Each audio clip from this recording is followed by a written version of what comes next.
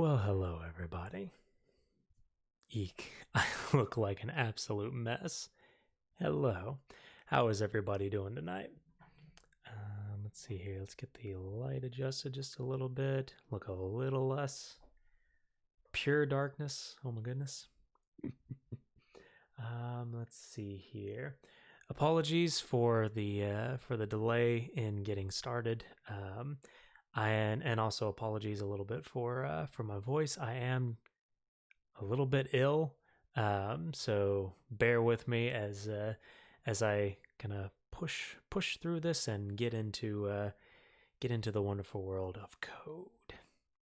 Hello, Shito. Thank you so much for stopping by. Welcome back to the lab. How are you doing, mate? Let's see here. I am 10 kinds of disorganized today, but I wanted to start off by showcasing a present that my good buddy, sorry, can't think of one, got me from his honeymoon trip. Um, they got me a matcha tea bowl. They got me. Just look at this. Like, it is so pretty.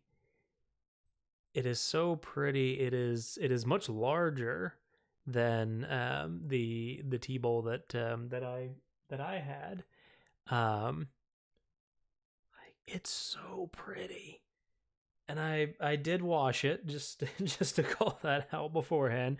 I have washed this ahead of time, um, but this would be the first. This is the first time that I have actually used the bowl.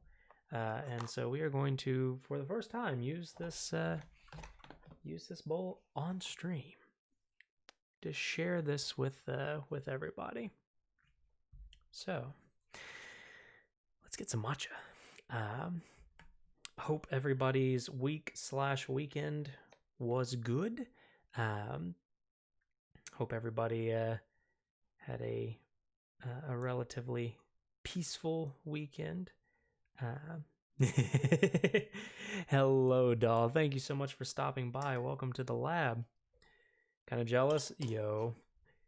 So he sent me a message, and said that because I was staying at their house here and there, watching their cat, and he sent me a message on the last day. Says, "Hey, we whenever we see you next, we have a present for you." I was like, why on earth did you get me a present? What did you even get me a present for? It's like November. What? Thank you. Why? Okay. And I ended up going over there not too long after they came back, and he just kind of hands me the bag, and inside the bag was this this box. And oh my god, it was one of those moments where, like, do you remember that feeling? If you've ever had this feeling where somebody gives you something that, this is not something that I thought I needed, and yet it is just it is a perfect gift. Like, I love this thing. That is all that I'm going to say. I will stop gushing over this thing and just get to making the bloody matcha. But oh man, I think I was bloody speechless when they gave that to me. Now where?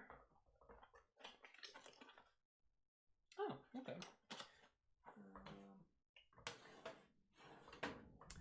I actually don't know where my whisk is, so we're going to use the new whisk as well, which still has the little silica gel packet in it, of course.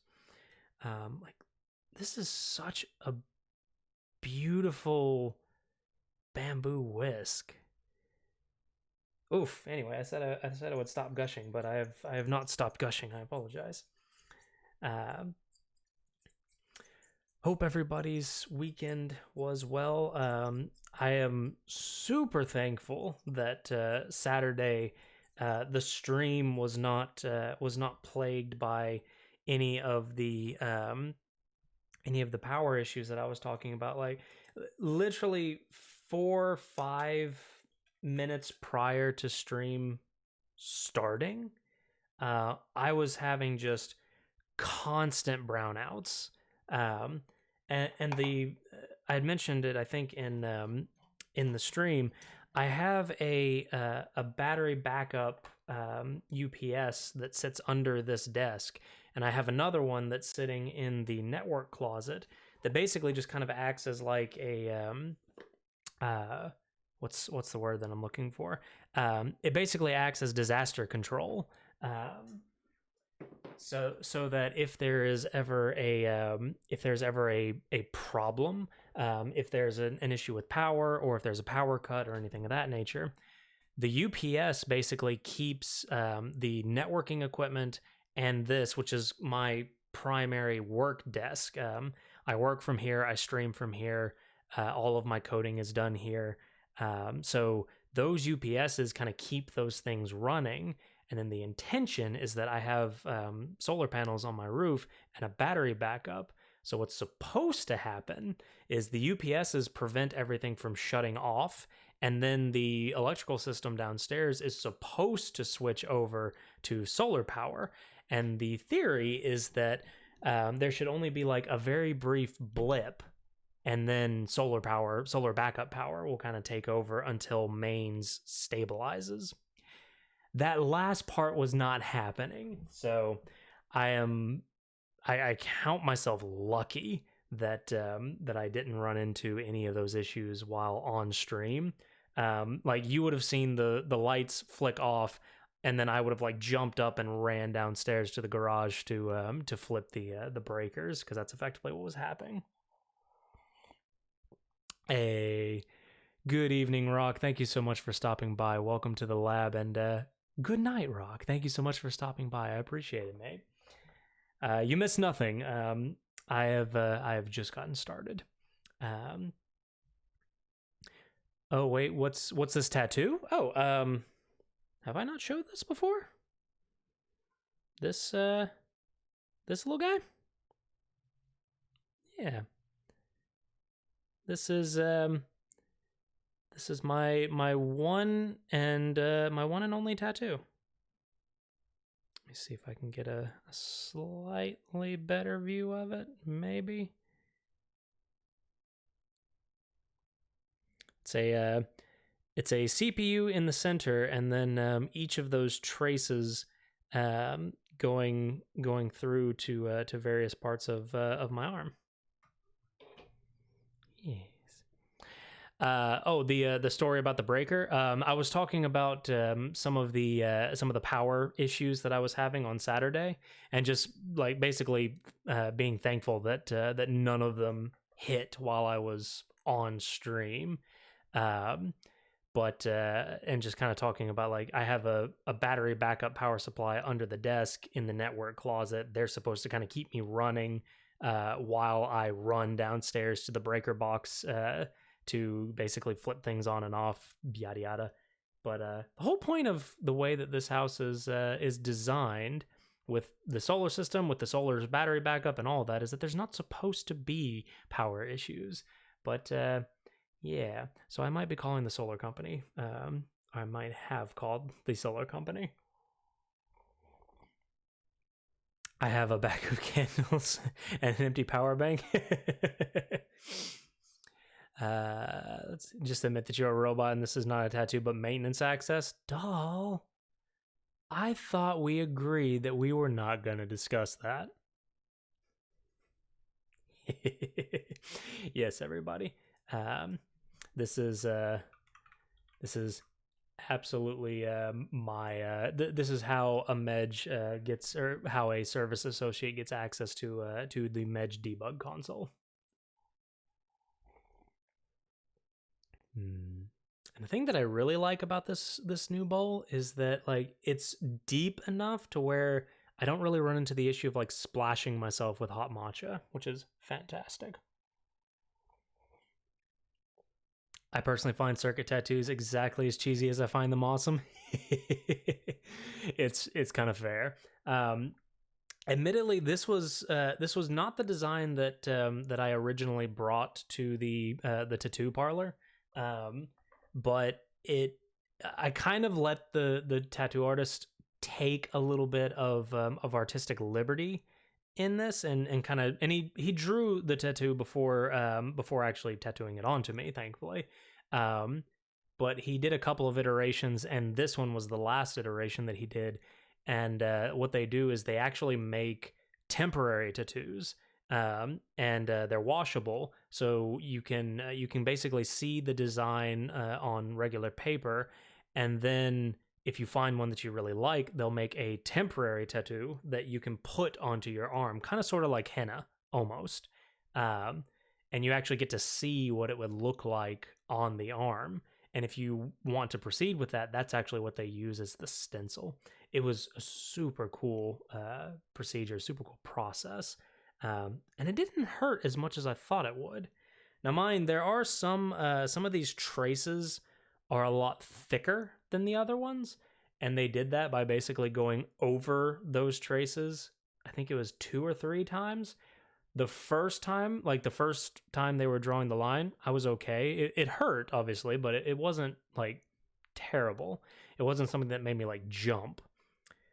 When they started going over the same traces again to make them bigger, that I think that was probably the worst part of let's see here, like this line, for example, being thicker than that line. That thicker line hurt way more than the thinner line. Oh, hello, Ina. Thank you so much for stopping by. Welcome to the lab. I appreciate you stopping in to say hello. The last thing that I wanted to show off, because this just came in today, and I have no idea what to do with it, to be perfectly honest. After, what's it been now? After, I want to say 3 months, I think. The Moonlander has finally landed. Dee dee dee dee. Oh boy, chat. So, I think I'm pretty sure that I've shown the Prionic, which the Prionic is my daily driver for keyboards. I love this keyboard. I love the kind of gridded ortholinear layout. These are Cherry MX Brown, or not cherries. They're Kale. They're kind of knockoff cherries technically, but the Kale brown switches. They're really good feeling. I don't know what it is. I just like the way that it feels. But the one thing that I've been trying to work on very recently, and the chiropractor has kind of been poking at me for, is how much I sit like this, how much my shoulders come forward during the day. And a lot of that admittedly is because of my posture whenever I'm working. So what he wants me to do is he wants me to have my shoulders back further, but doing that and like having let me see if I can get a good. They're so wide or so far apart that I can't really demonstrate it. So like normal keyboard, I'm like this, and my shoulders kind of pinch in and come forward as a result of it.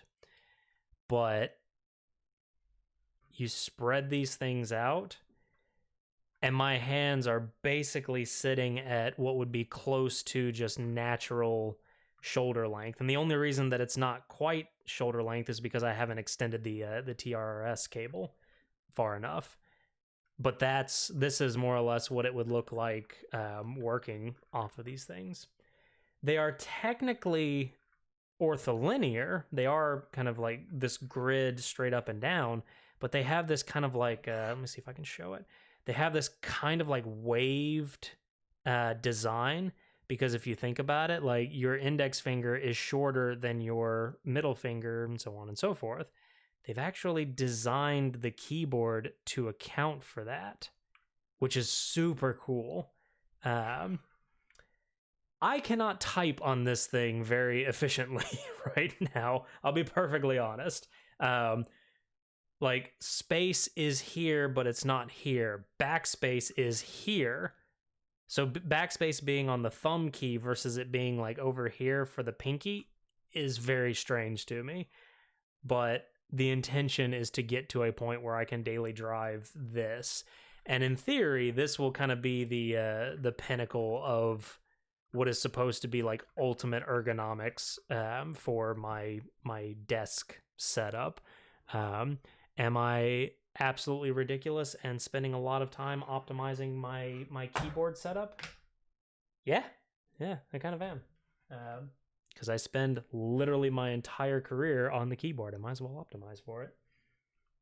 That's my excuse, and I'm sticking to it, damn it.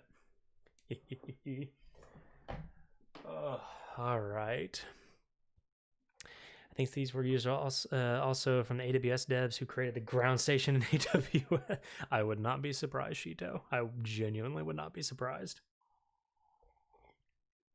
I still am of the opinion that the Prionic screams form over function.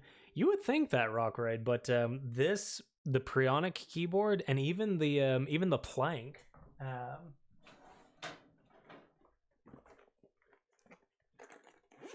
As I pull this thing out again.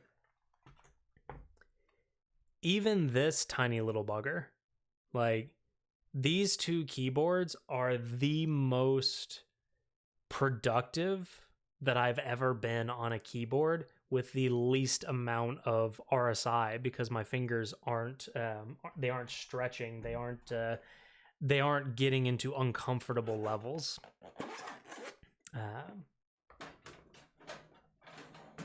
But tattoo pick. Let's grab that real quick and take a look before we get started. Hey. Oh, that is so cool. Oh, is a tiny little robot. Do you also have it on your forearm, Shito? Or is that you? That is so cool. I really like that.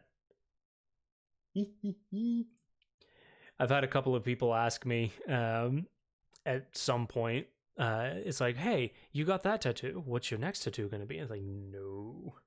There are no more tattoos for a Medj. Medj is very well done with inking his body. I say somewhat convincing myself. Somewhat. All right. So, oh, sorry. The other thing that I did want to mention, we'll come back over here for just a second. The other thing that I did want to mention is that, so I did poll out to everybody on Discord, and I did see your responses. So for anybody that didn't see, on Discord, I announced that I was... Oh, Bet is calling. So take care, code well, and give your cats a kiss for me. I will do, Rockraid. Thank you so much for stopping by, mate. Have a good one and sleep well. So I did pull out to the Discord to ask everybody how they felt about me working on certain things, basically certain things in off stream. And oh, you taking off as well, Shito? Thank you so much, mate. I will sleep with Medj talking. Welcome to Medj Labs ASMR. Yeah. But I appreciate you all being here. Thank you so much for stopping by the lab, and have a good one. Sleep well.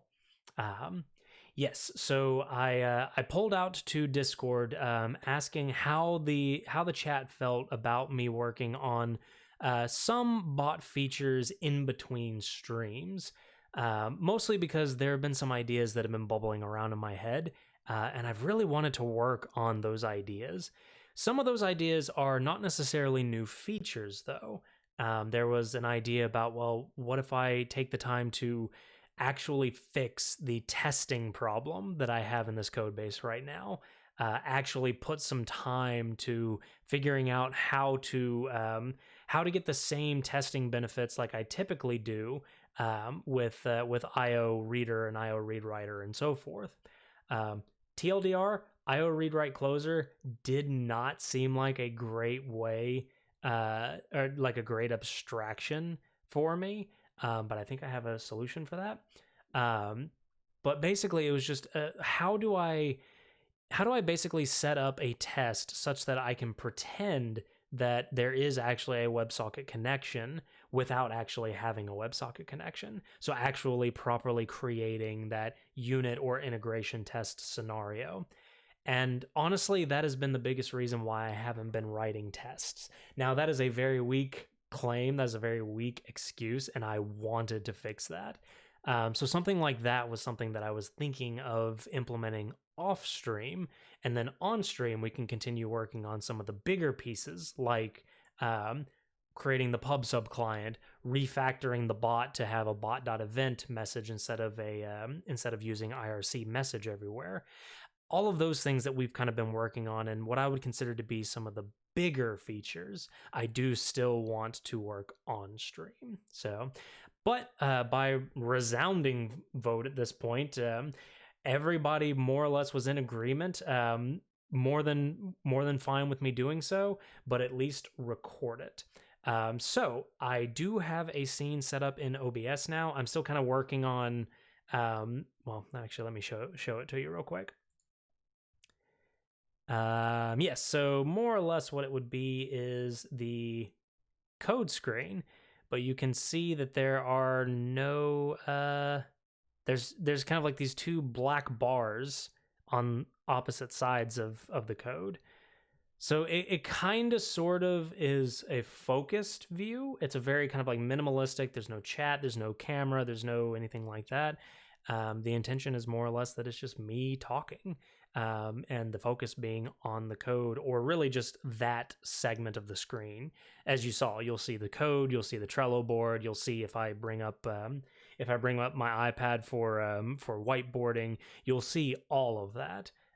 So I have that set. I did a couple of test recordings just to see if that works, and it seems to be ready. So if I do work on something off stream, I am prepared, and I will be intending to record it. And I'll probably upload it to, I think I can upload it to Twitch. I'll double check. At a bare minimum, it will go up to the YouTube channel. So, oh, that was a lot. Let's take a sip. So, let's get into it. So, what I am intending to work on tonight. Let's go to Medgebot. Let's get Vim up and running, and let's go into bot.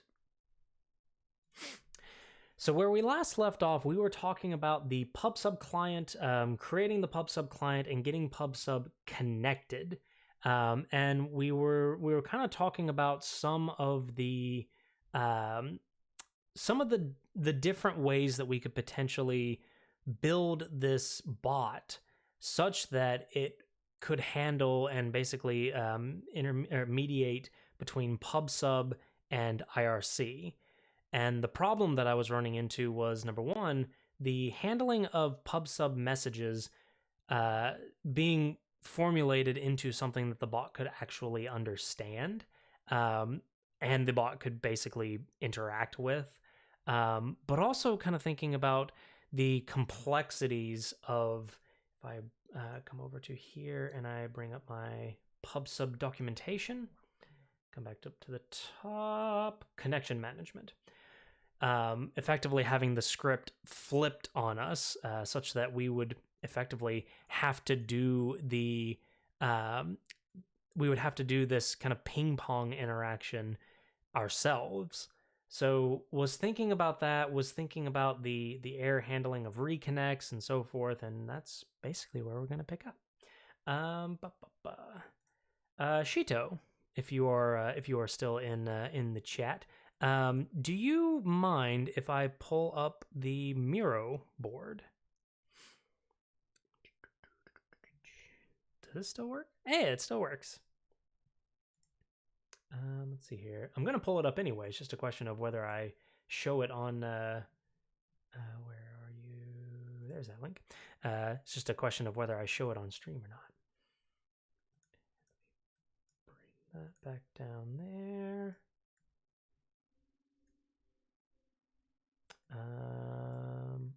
Oh, there is a real name in here, so I want to try and avoid that as much as possible.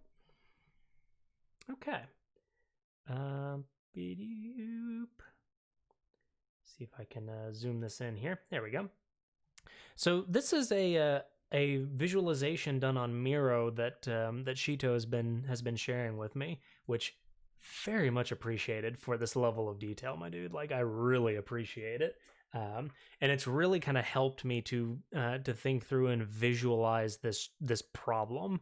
And if people aren't doing visualizations like this, even if it's just very basic, like napkin visualizations, like pencil and paper is more than enough. You don't have to have a visualization tool like Miro, although it does help when the visualization is really pretty and you can share it out with people. But this is kind of an idea on how to build this in such a way that the bot more or less allows something that Shito has been bringing up a couple of times now, which is this kind of idea of plugin architecture. The idea that there's, at the moment, or at the beginning, there was only an IRC package. And the IRC package was just a client where in Twitch IRC, it's a WebSocket connection that we read and write to. And from IRC, we get this IRC.message struct, which we've been receiving up to this point. Let me make that just a little bit bigger. I say a little bit bigger, and then I zoom into 500%. And so that comes into the IRC client, and what we're effectively doing right now is we are just passing that message directly along to the bot. And the bot is then taking that message and passing it on to the various message handlers. So now what we've kind of got is it's basically a leak of that message from the IRC package into the Twitch bot's handlers. And so that's where the idea of having a bot.event came into play. I want to separate those things. I want there to be this kind of drawn line, this hard boundary between the concept of an IRC and the concept of the kind of Twitch or the bot handlers handling those messages. So this is one such idea that Shito came up with, which more or less kind of goes around the idea of inbound and outbound messaging. So more or less, I believe you were thinking about channels in this case. Is that right, Shito? The idea here being that a message comes in from IRC, and inside of the client, it's an IRC.message. And then we have this transformation logic.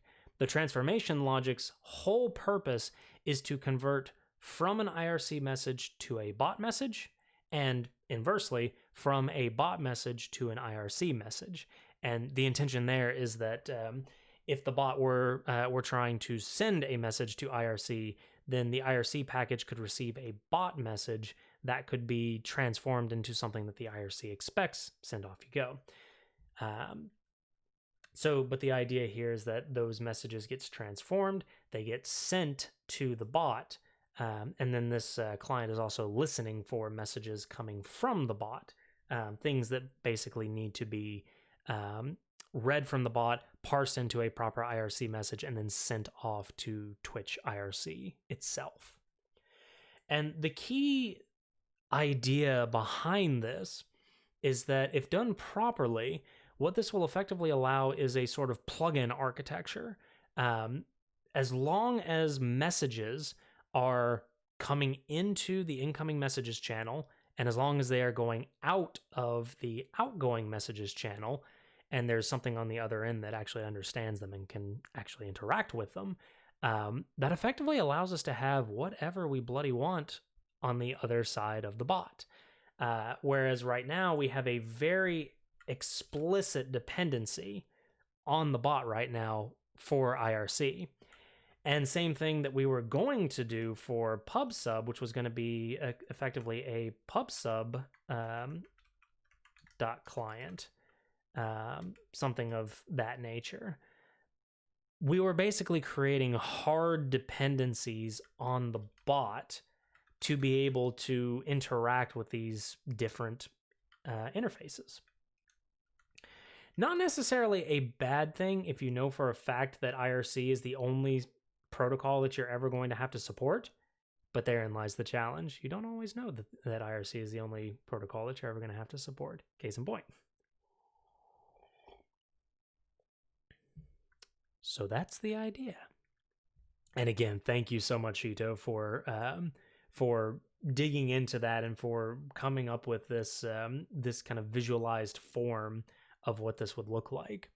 And it's worth noting as well that this idea of a message handler, the transformer, and so forth, this does heavily depend on the idea that bot.message is capable of handling both IRC messages and PubSub messages.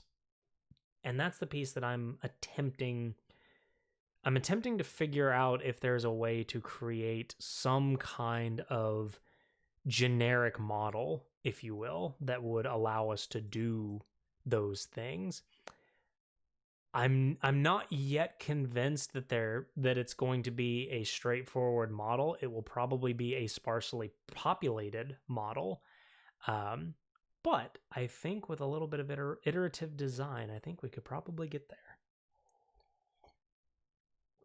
So that was a lot of kind of theoretical talking about the design and so forth, but this is a very important part of, especially when you're working on some of these larger, more complicated features, upfront design and kind of taking us a moment to sit down to draw out ideas of how this could potentially be implemented and kind of start to get the thoughts bubbling in your head of, what do I need to account for? What does this mean? What would that mean? What's the impact of doing this? And where would this change things if there's existing code? Like all of this, like this will save a ton of time, even though it doesn't seem like it, considering that I've been talking about it for a while. But I don't want to build my own bot. I tried to build it on your mentions. No, this is fantastic. I genuinely appreciate this, and this is a fantastic visualization to go off of. So I'm gonna put this aside for the time being. I wanted to go over it because it does kind of play into. Didn't want to do that. It does kind of play into a little bit of the things that I'm trying to do with PubSub, with the PubSub client. So where we left off last time is we were slightly refactoring the PubSub client such that we could, let's do that first, actually. We were basically refactoring the PubSub client such that we could store information that would be necessary for this reconnect logic. However, there's a bug here. Can anybody see what the bug is? And I'll give that just a moment as I take another sip of tea because it is much needed.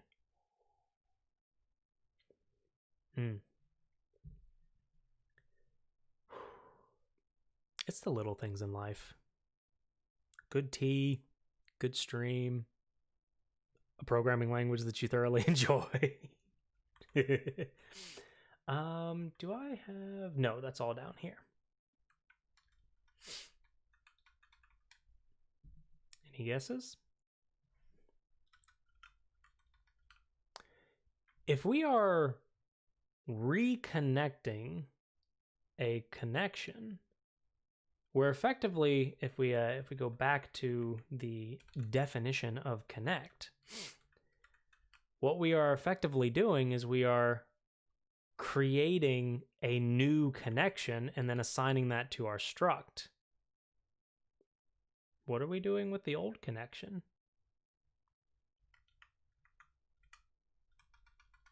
We're not doing anything with it. Now, I am uncertain if that connection effectively becomes a memory leak or not. My instinct says yes, because it's effectively it would be a reference that would be lost. So the reference to the connection would be unassigned from our struct. It would basically be floating around in heap space. And in theory, the garbage collector would come around and reclaim that memory. But would it necessarily know that it's a closer? I'm not entirely sure.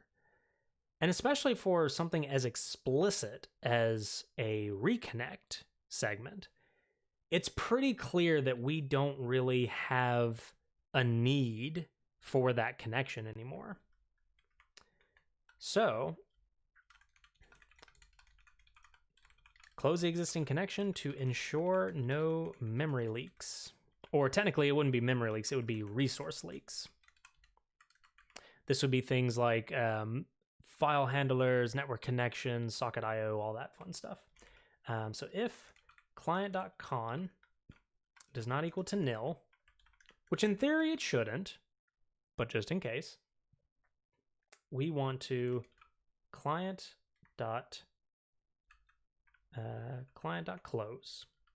And in fact, I think client.close.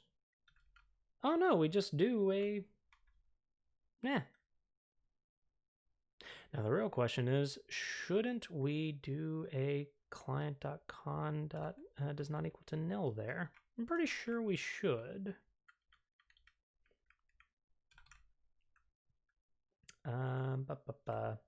If client.con equal to nil, log.println warn pubsub.close called on nil connection, and we just no op. We don't do anything there.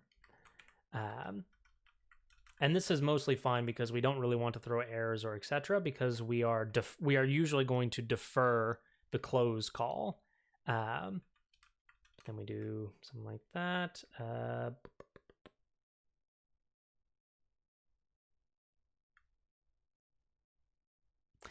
I'll leave this here. This line kind of gave me a bit of a pause for thought because I'm typically not fond of. I think we fixed that. I'm not typically fond of info level logs, mostly because I feel like info level logs are 90% waste. Useful for the 1 to 10% of when you're trying to figure out exactly the steps that happened up to that point, but hopefully you should have trace logging for that. But yeah, there's a whole there's a whole psychology behind that is probably too riddled with PTSD. So yes, so what we would like to do, first of all, mutex lock, defer client.unlock, close the existing client to ensure, or close the existing connection to ensure no resource leaks. And then we do our client.connect. If that failed, then do our for loop to do our incremental retry. If that doesn't work, then eventually we will return this error. Ah, yes. So we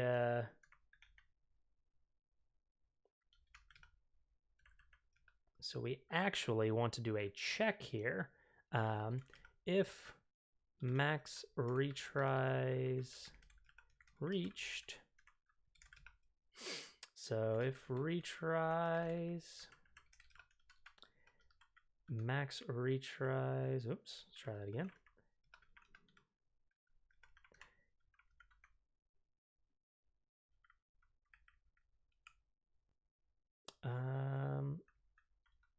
I think that's right. Log dot. For now, we're just going to do a log dot printf error max reconnect tries hit in pubsub dot reconnect.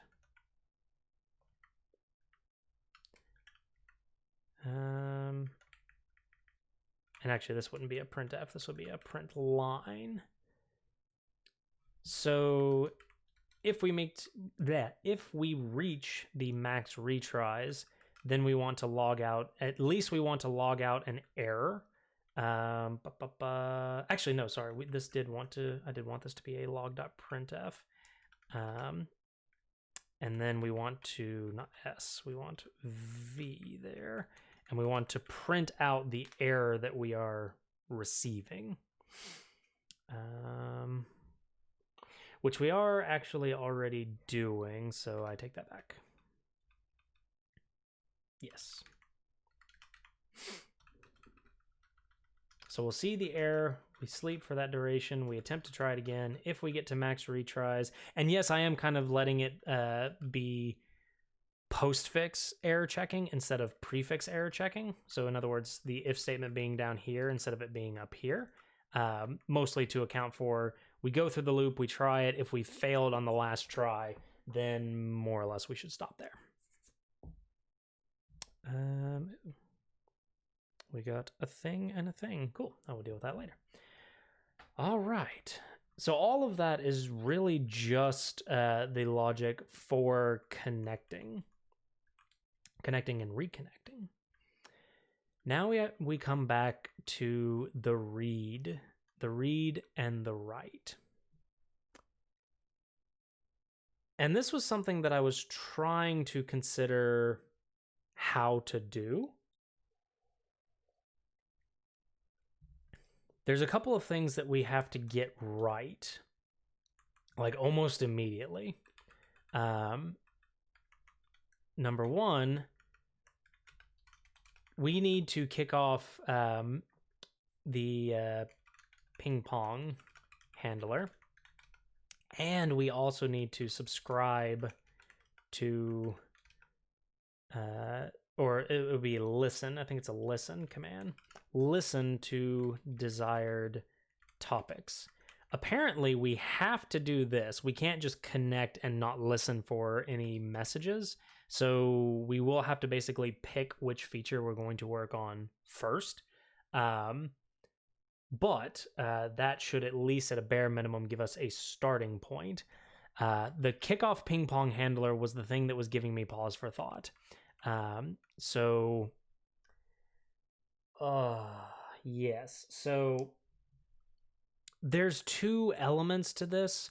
There's the ping pong handler, which I'm almost kind of stuck thinking about this part. It's the receipt of Pong that is a little bit difficult. But effectively what we would be looking for is we would send the ping message to the server, and in theory we receive a Pong message in return. And I don't think there's a way to send nonces or random strings that would... Yeah. Oh, wait, no. Nonce is an optional random string to identify the response associated with this request. Is it possible to send a nonce as part of the ping? It would be super handy if we could.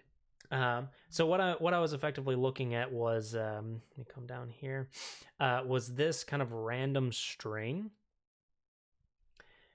And what I was thinking about, but that wouldn't really help us if we're not getting a message. So the original thought was, what if I could take one of those ping messages and just attach a nonce to it? And if I attach a nonce to it, that nonce is something that I can check for in the response if they actually send it back to me. And the thought there would be that I could take that nonce and I could compare to whether or not I received a response from the server, and I could do some time stamping shenanigans to do that check. The problem is that Holy expects me to actually receive a response, and what this section basically implies is that there's a chance that you won't receive a Pong message within 10 seconds of issuing that ping message. So we have a little bit of a problem. On top of that, in order for this to be effectively its own Go routine, we would basically need to have a way for the read handler to send those messages back to the Go routine. So it's a lot more complicated than what the ping pong handler is in our IRC client, because what is effectively happening is the ping pong client is just a message handler, and being a message handler is a hell of a lot easier. I don't know. I'm not entirely sure how to approach this one. And really it comes down to boundaries for these messages. Who is listening to messages? Which, if we go with Shito's idea of this kind of plugin architecture, then that would effectively decouple the client from the bot.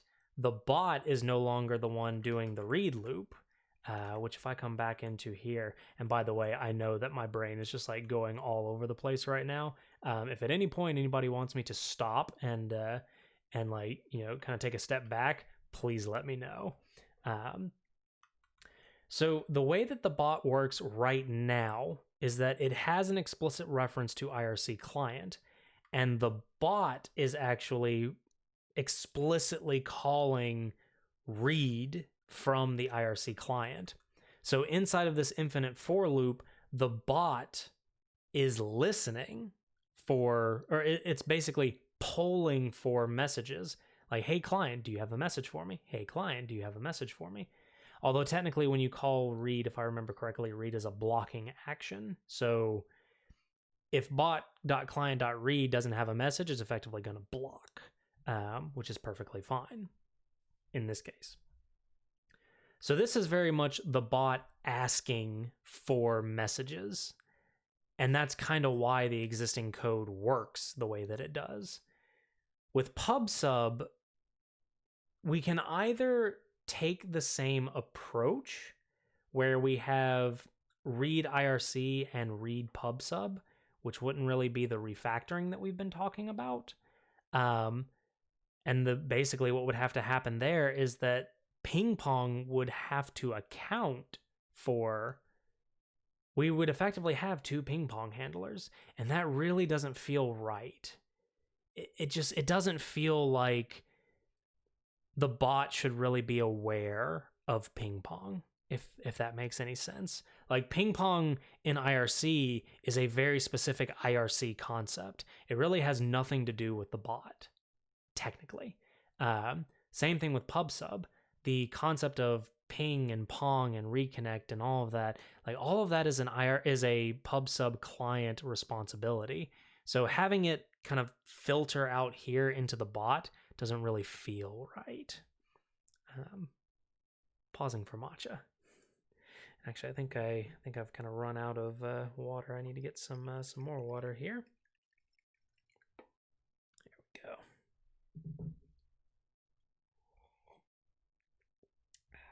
Let me actually put the kettle back over here.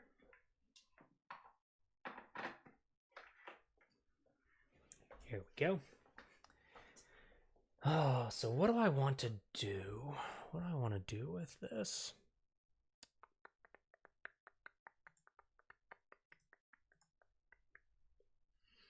There's kind of a part of me that's almost thinking, does it make sense to just go forth with the refactor?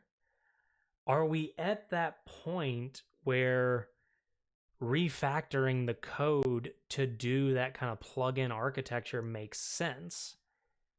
And my theory there is that if we were to refactor such that the bot is not explicitly calling this read loop over and over and over again, if instead it was listening to an inbound and outbound channel, then if we did that, then that would basically push the responsibility of, in this case, ping pong, back to the IRC client and the PubSub client, respectively. So that process would basically become an internal process.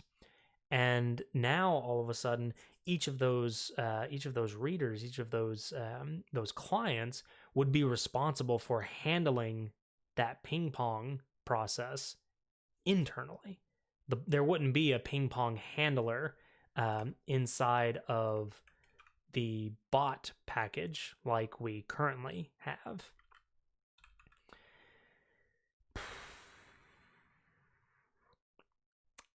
I kind of think we're at that point.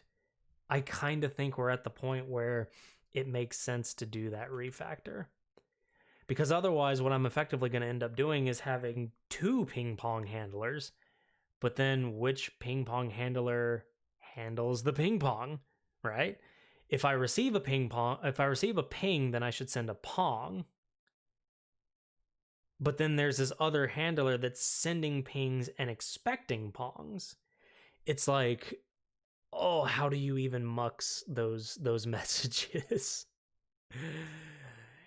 And hopefully it's now relatively apparent for why this has become more complicated in the last couple of weeks, and why it's taken me so long to actually put fingers to keyboard to actually change this.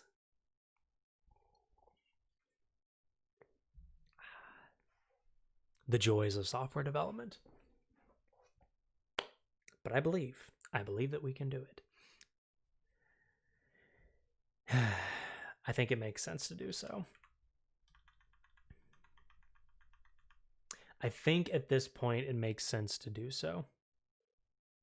The other thought is that technically speaking, by having an inbound and outbound channel for the bot to receive those messages, technically that decouples the bot almost completely from the idea of an IRC client, a PubSub client, network clients in general. Hey, guess what? The bot just became testable. Two birds, one stone. Two birds, one stone. Don't be rude to birds, though. Like, for real. We all know that the government drones that they are can be pretty deadly. So, all right. Let's start. Two stones, one dragon. Don't be rude to birds, but be rude to dragons. All right. Let's start with the concept of an event. And actually, before I get too deep into this, I would like to move this out like sorcery. You're not wrong. For real though, I am like flabbergasted at some of the things that sorcery has done in her stream. Which for anybody that is not aware, our wonderful mod Sorcery and Sarcasm is a streamer. She is a variety streamer that is currently streaming Dark Souls content. She's on Dark Souls 3 now, and she is just about done with Dark Souls 3. And if you were ever interested in a very wholesome community and a very wholesome streamer streaming Dark Souls content, I highly recommend Sorcery. Totally has nothing to do with the fact that she is one of my best friends. So we're going to create a bot.event to accommodate IRC and PubSub, at least that's the theory. And we're going to refactor the bot handlers to not use an IRC message. And we're going to refactor bot for plugin architecture. And we're going to add this as an MVP2. Oh, by the way, I did add a secondary label, which I will delete the do not implement label because far as I'm aware, we're not going to have do not implement. But I did add a label for off stream. So I am intending to put the things that I work on off stream on the Trello board so that there's at least some tracking of what it is that I'm doing. So if you see cards on the Trello board that have that blue label on them, that is, let me actually show an example. Labels, off stream. So if you see this blue off stream label, that means that it's something that I'm working on off stream. Surprise. All right.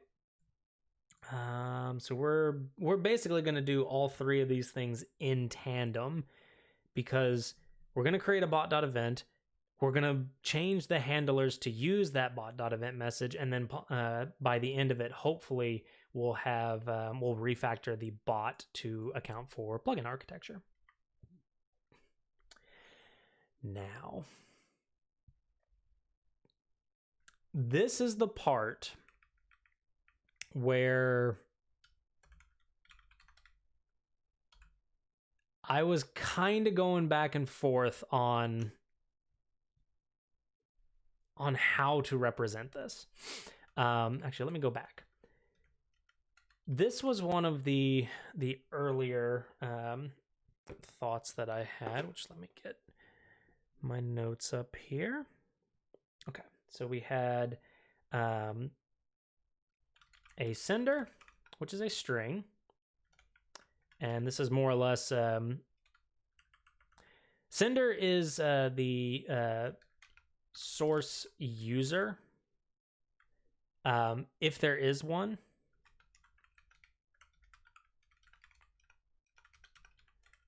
Which most of these messages, if not all of these messages, should have a sender if they make it to the bot. Because in theory, everything about the bot, everything about the interaction with Twitch chat is, what do we have? We have messages, which actually let me write these out.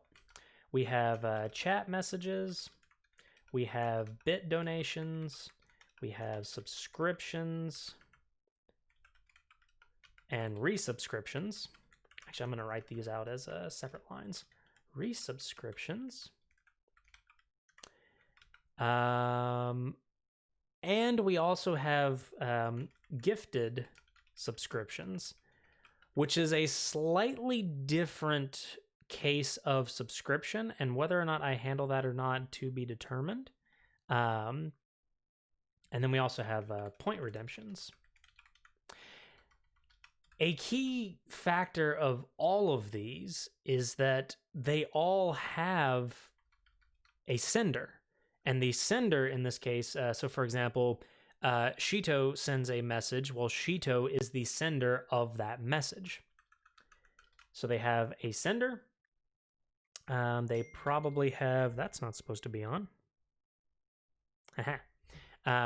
They have a message, which is a string, and this is more or less user supplied message. And as far as I'm aware, this works for chat messages. So Shito sends a message. The message that he sends to chat, that is the message. Bits, donations, subscriptions, resubscriptions. Each of these have the option for a message, if I remember that correctly. I just want to jump into, where are you? So that's a bits event. And chat message, for example. So Bits has a chat event, a chat message. Subscription event also had a sub message. So you kind of get the idea. There's a message that could potentially be sent. Empty if not provided. We have we also have a potential target. So this would be target user if applicable, i.e. Gifted subscription. Or in the case of perhaps a command, one user using a command that has a target user. Potentially we could have a target there. We have a message. We have a what did I call? I think I just called it amount, which is a long, or it was an integer. And this would be any numerical amount tied to the message, bits, points, sub count, etc. Amount unit, which was example months subscribed. See how this is kind of getting a little weird. Hey, Medj, have to sleep. I'll look into this tomorrow. Good night, man. Have fun with the stream. Thank you so much for stopping by, Shito. I very much appreciate you staying up late for this. Have a good one. Sleep well, and I will send you a TLDR of where I kind of get to at the end of this. But take care, mate. I appreciate you being here.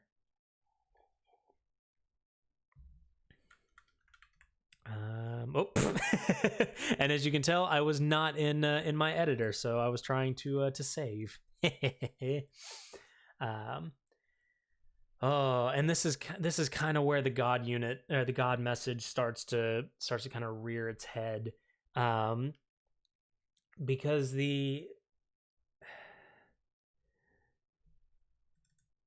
so there's a multi-month duration, which I don't think I care about. I think I only care about for subscriptions the number of months. Okay. Hang on. Oh. Interesting. Okay. So you have a sub, resub. If there is a recipient, then you'll receive the recipient. If there's not a recipient, why did they have to do this? Why did they have to do this? They call it months here, but they call it cumulative months here. We now have fields for cumulative months and streak months. Why?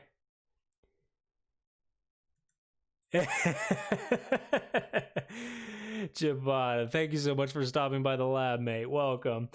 Since I'm using Vim, you're supposed to type :Q and use a less demonic editor? Never. How are you doing, mate? Thank you so much for stopping by. Okay, so it seems like cumulative months is going to be used for everything. I genuinely just hope that this is not updated.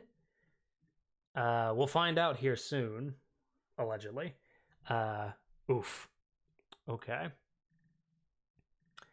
Channel points, I think, follows the same context. So we have a user. We have... we do have the title and the prompt.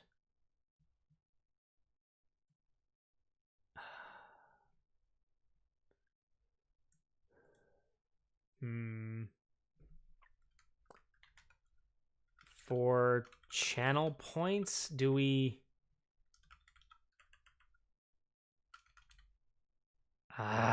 I don't know if we really want to do this, but title of the channel point redemption made, and then prompt string prompt what is it? Prompt for the redemption, if any. I'm not sure how I feel about that, but we'll come back to it. Doing well, was using Vim for 2 years, mainly because I couldn't figure out how to exit. It may be an old joke, but it's a joke that I never get tired of. I'm doing well. Thank you so much for asking. And how about you, mate? Staying hydrated for the most part. Got a gift of a new matcha teacup from a buddy of mine. And how's the bot? So TLDR, we are attempting to integrate the bot with the PubSub client, and just came to a what I think to be a realization that we need to refactor the bot code a little bit.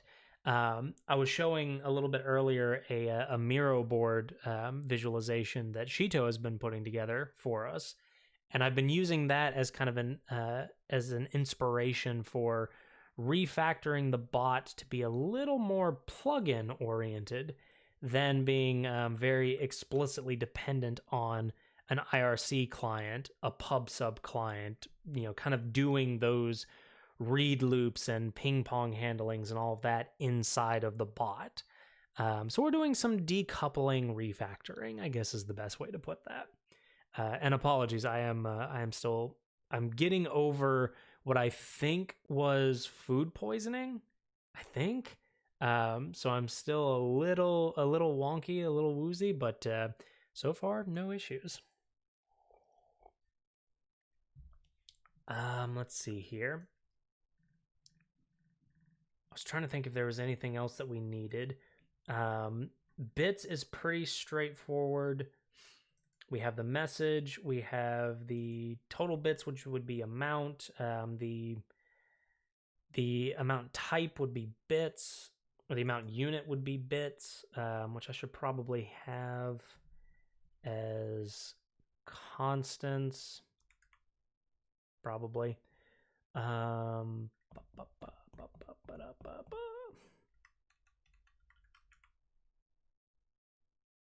And just for context, Jabata, so what we're effectively doing is we are attempting to create a event message, and the event message is effectively the message that the bot understands. And so the intent is that our IRC client, our PubSub client, they're basically going to have transformation code inside of the client that is going to transform the various messages that we currently receive into a bot.event struct.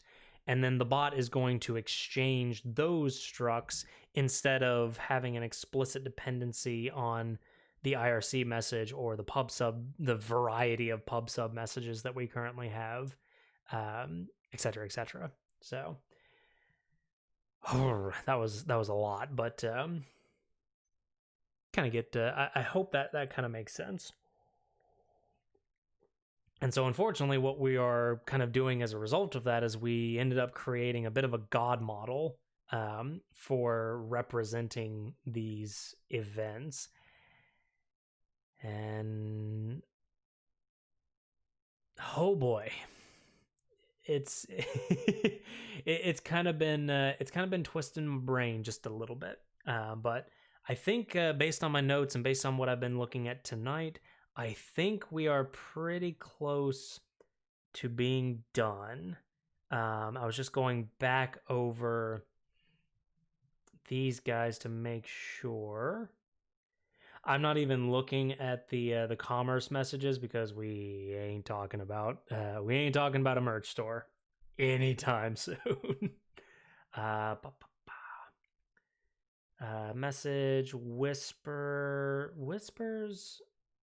I feel like eventually whispers might be handled, but for right now, it's not really something that I think we really have to handle. So I think this model is good enough. I think. So this is an all-encompassing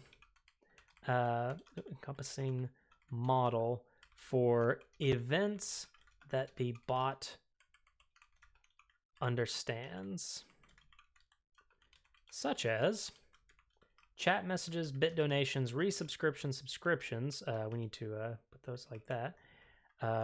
Subscriptions and resubscriptions.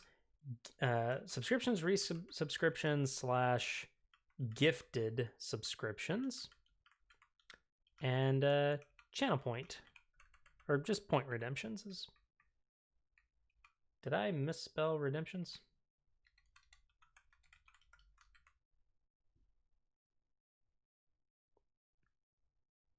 I don't know why Vim is so mad at me, but it's okay.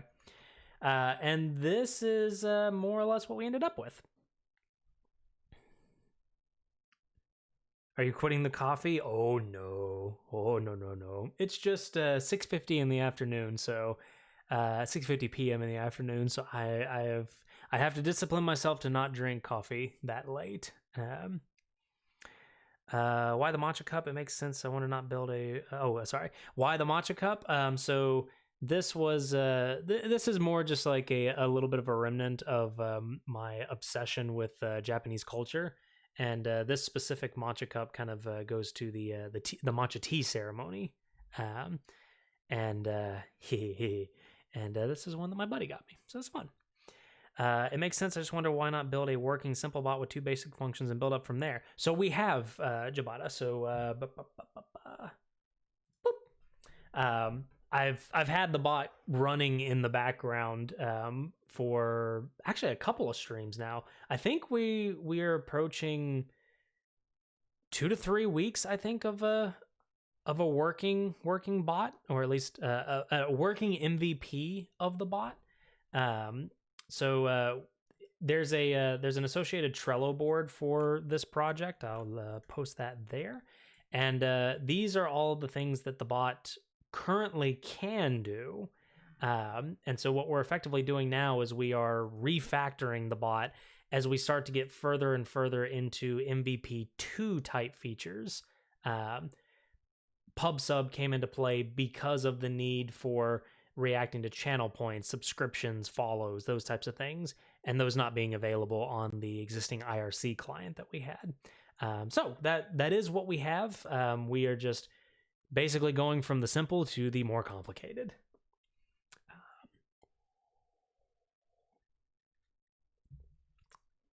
If I'm sure it's nothing too serious, yeah.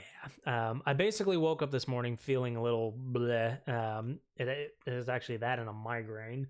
But I'm starting to feel a lot better now.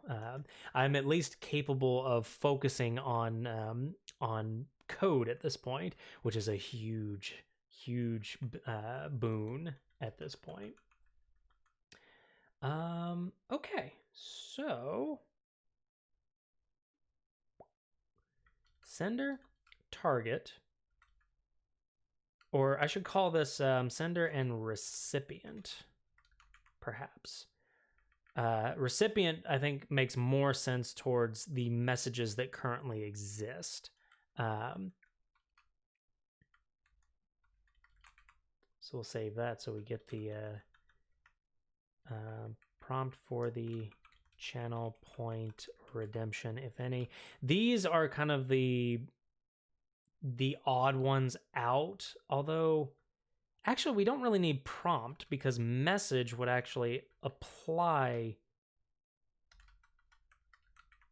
Yeah, message would apply for the prompt if the user was prompted to put input into a channel point redemption, that would come in as message. So we actually don't need the extra prompt field. And title,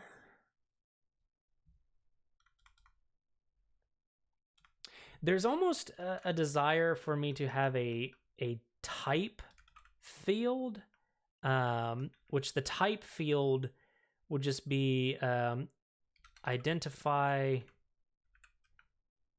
what kind of event we are receiving. And for these, I want some constants. Specifically, I want iotas. So we have bits, iota. So we have bits, sub, resub, gift sub, point redemption. Do we want anything else? Bits, subs, resubs, gifted subs.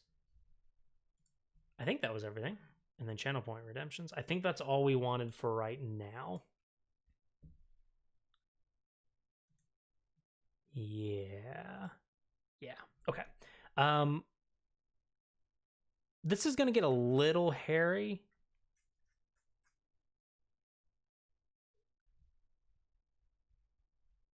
Yeah, I'm starting to.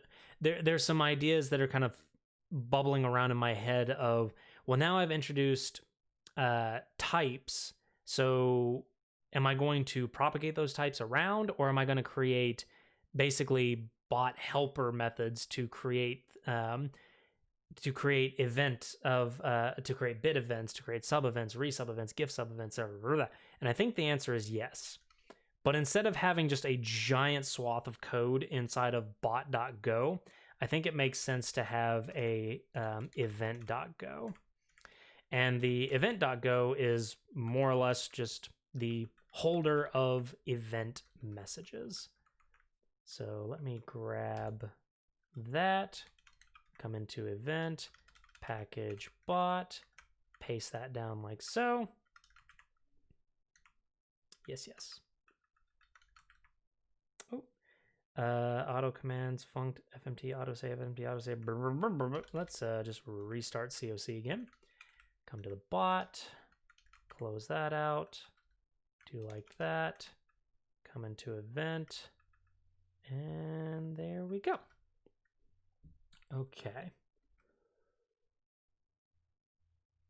And so the idea that I was thinking, this is something that I kind of bounce around as to whether or not I do or not for an abstraction like this. I don't typically like exposing when I have a type, and when the type is the intent for type is so that I can very easily identify what kind of event I'm receiving in the bot. So this would be for specific handlers to be able to effectively filter messages. So we still are going to have that that kind of broadcast approach of the bot is receiving these messages. These messages are then going to be broadcasted out to our handlers. The handlers still need a way to determine whether or not it's a message that they actually process. Oh, and I did forget. We're actually going to make the chat message. We're going to make chat message the IOTA.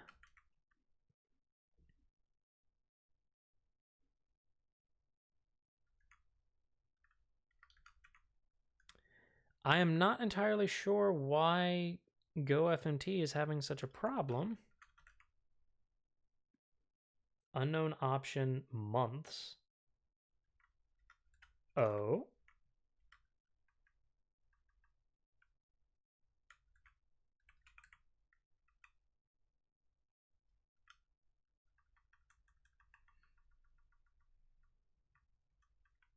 Unknown option months. Okay, hold on. Let me do a cheeky quit here. Not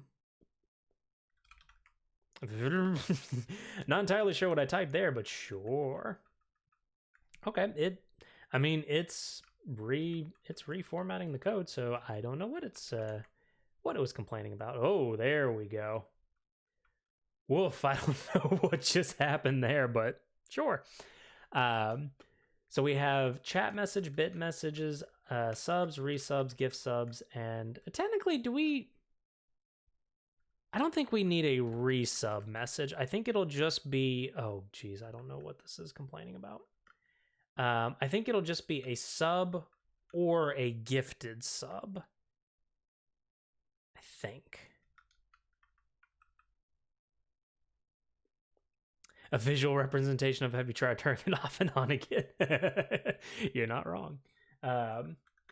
Yes. So what I typically like to do for these types of these structs that have these numerical representations of types is I like to have helper methods for constructing them. And how far into it I go really kind of depends. I don't imagine that I'm going to create any type of Fluent interface for this because I don't really see the need for a Fluent interface. I'm kind of fine with the struct interface, to be honest. Get some regular water here. Well, the end of our matcha journey. Thank you, matcha. Put you over there.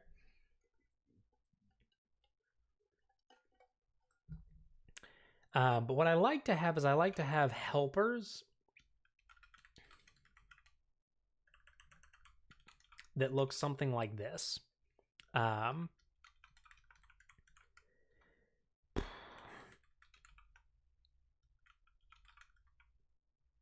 Return event type is chat message. Oop, too far. There we go. Now, the reason that I do that is mostly to try and prevent the IOTAs from being spread out all over the place. What that does typically mean, though, is that I usually end up with something that looks like this.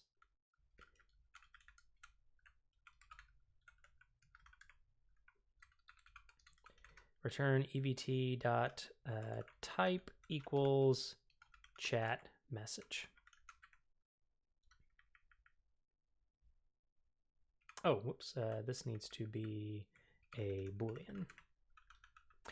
And the reason that I do this is so that I can have throughout the code basically a representation of, hey, I want a new chat event. I don't necessarily care what that means or how that's represented.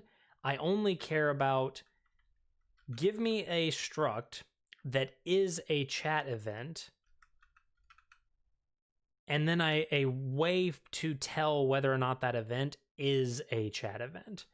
And so I'm kind of hiding these types. I'm hiding these IOTAs behind a more English-driven API, if that makes any sense. Why do I do that? Because I like my code to read more like prose. New bits event. So this would be bits, and then same thing for this. Is bits event. This equals bits.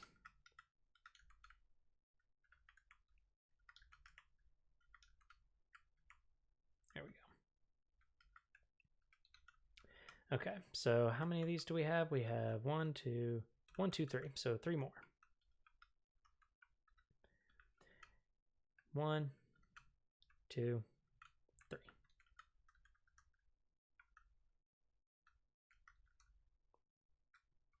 I know this is absolutely riveting.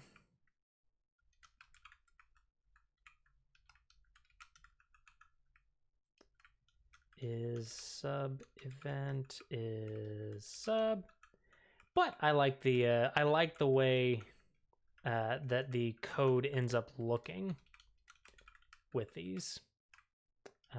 Gift sub, and then finally is, I'll call this gift sub, just to be a little more brief.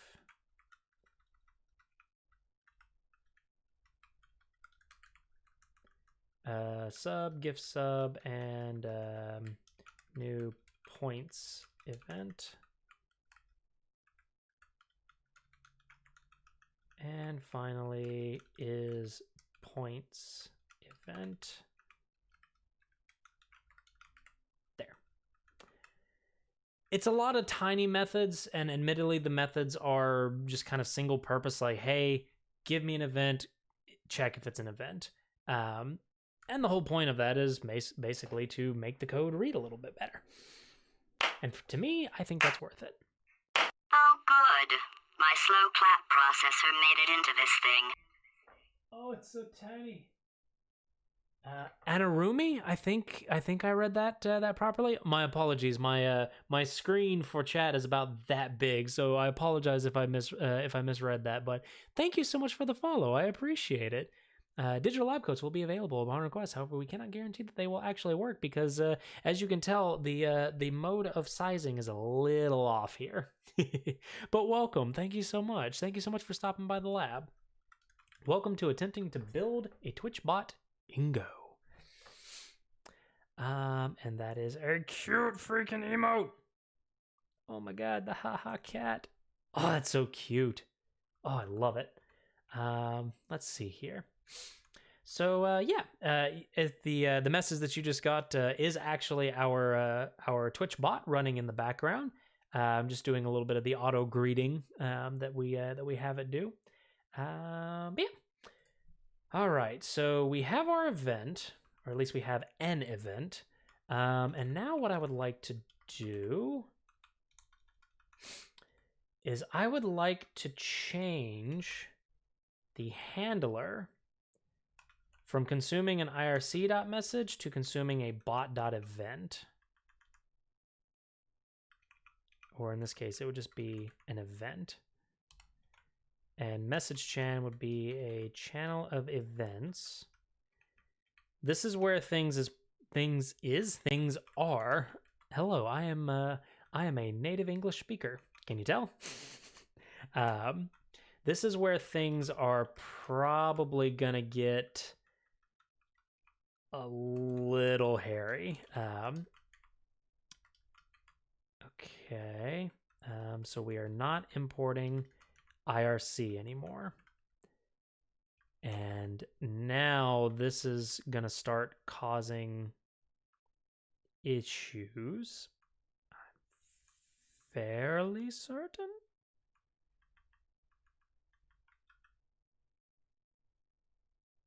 Yeah, this is not correct because this message is an IRC message where we need this to be a bot.event. And additionally, we also have to go through all of our handlers and change this because of course we do. Oh me. So this is not going to be message.user. This is going to be message.sender. If trim space username is not equal to blah, then this would be fine. Bot.send message. IRC is no longer a thing. Context for anybody who may be new to the stream. Up to this point, we have been primarily using Twitch IRC as the protocol for how we receive messages from chat. So all of these messages are all coming from the Twitch IRC. But very recently, we kind of, as we're starting to add new features into the bot, we started to realize that IRC is not really going to be good enough for our purposes.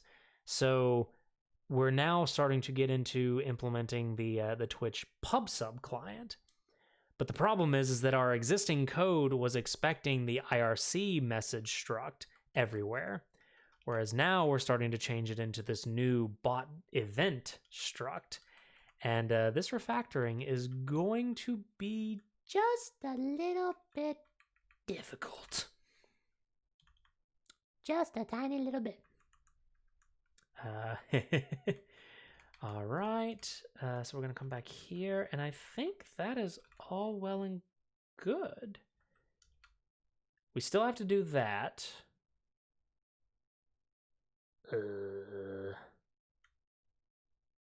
Do I have to do anything on this? I definitely don't need to do incremental. You should do voice acting. That was a good voice. Oh, thank you, Hanarumi. Yeah. Oh, you're gonna make me blush. You're gonna make me blush on stream. Thank you. I appreciate that. This is mostly just when what happens when a the brain starts to just slowly just turn into a puddle. Strange voices start to come out. Insert inner voices joke here. It's probably fair. Let's see here. I think the only contention that we're going to have for that is actually in the read loop. So I think we're okay there. We are going to change we are going to, okay, so we're going to change the handlers first. And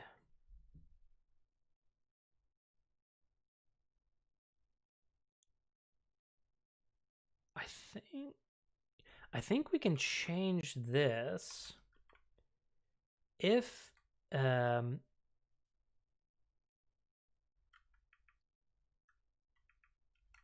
these should really be EVTs. So if EVT.is chat event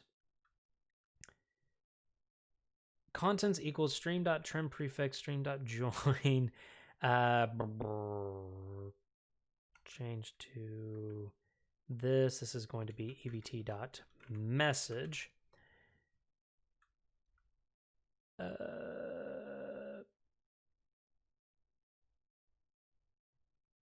Oh dear. Okay, so I think I'm gonna have to think about this one. So what we did previously, whenever we received an IRC message, we were effectively I don't know what happened to my brain there. Oh my goodness. Hello. I think good. What we previously received from the bot, there we go, is a series of these messages. Sorry, Shito, I am going to use you as an example.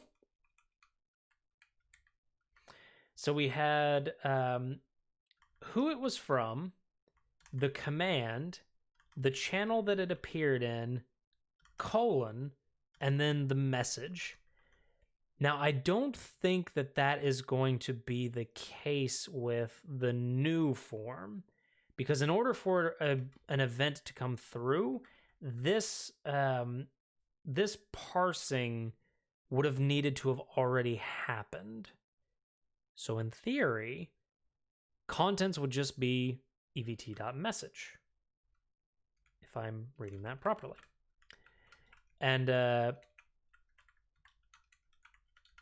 I apologize if that is just like confusing the ever living crap out of anybody new.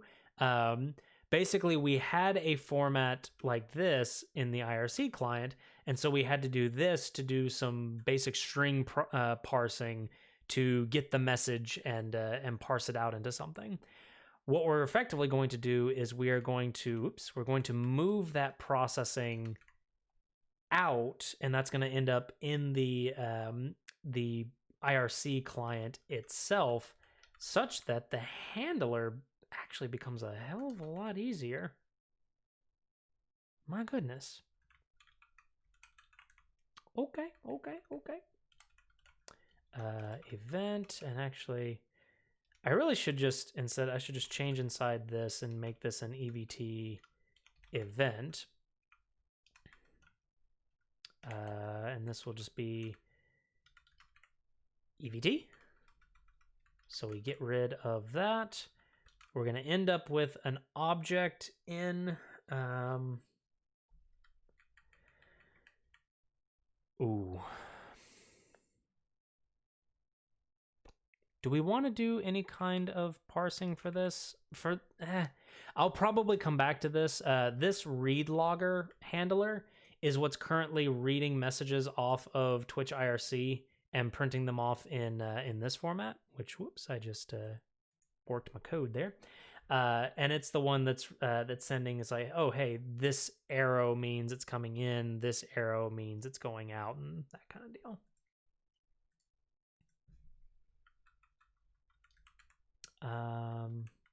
Okay.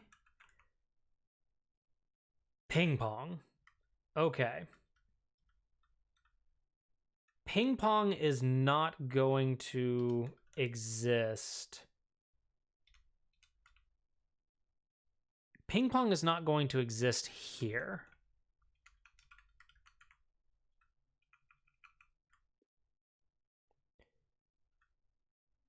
Yeah.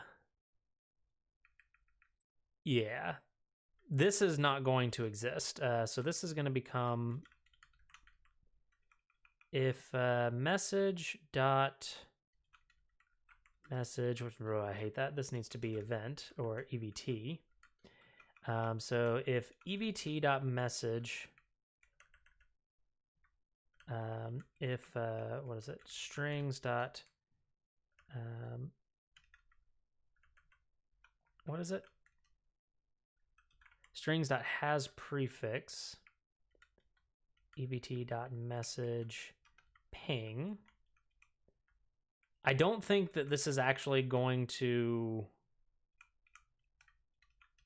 I don't think that this is going to stick. I don't really care for how this is currently playing out. Yeah, this is gnarly. But the intent is that this code is more or less going to go away from a handler and end up inside of the client itself. So we won't really have to deal with this kind of shenaniganery. Is that the proper term to use here? I think the answer is yes. I'm pretty sure the answer is yes. Oh, man. We're actually starting to come up on time, but I'm having fun. I don't want to stop yet. Ping handler, logging handler, command handler. I really need to fill out the test. Okay, let me come to the bot. So the thought for the bot, which is a rhyme that I never intend to do every time, it's a little bit scary when my vocabulary gets hairy. That was a weird double rhyme. I'm stopping right there. Yes.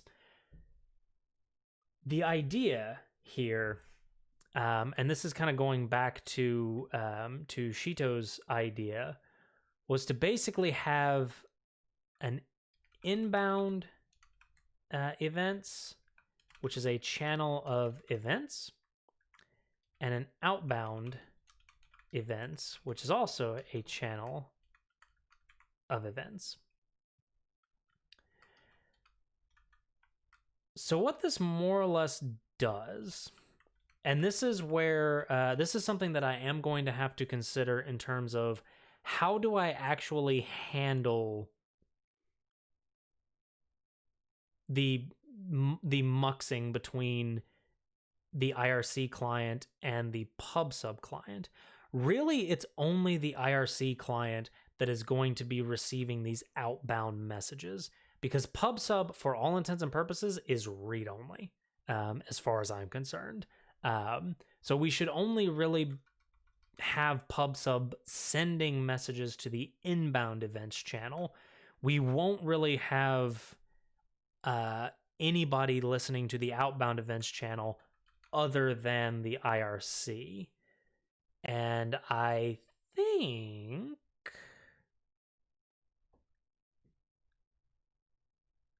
think that should do just fine for how we wanted to do this. Let me put the secrets up for just a second, and let me grab that Miro board again.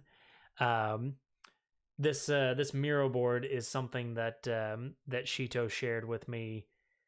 What was that, last weekend? I think it was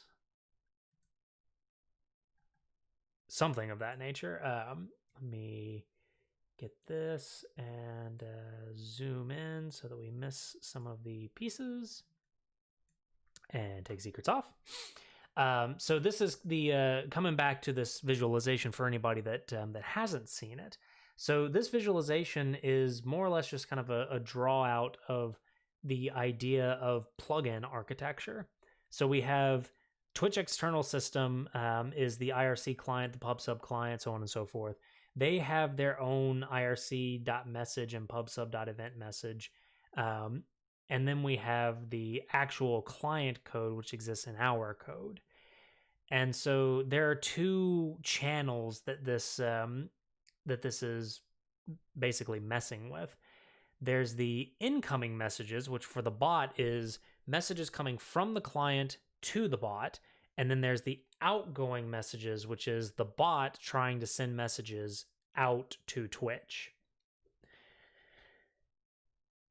And what I think I can do is I can basically handle this as IRC package would really only be sending chat events. I'm fairly confident. Am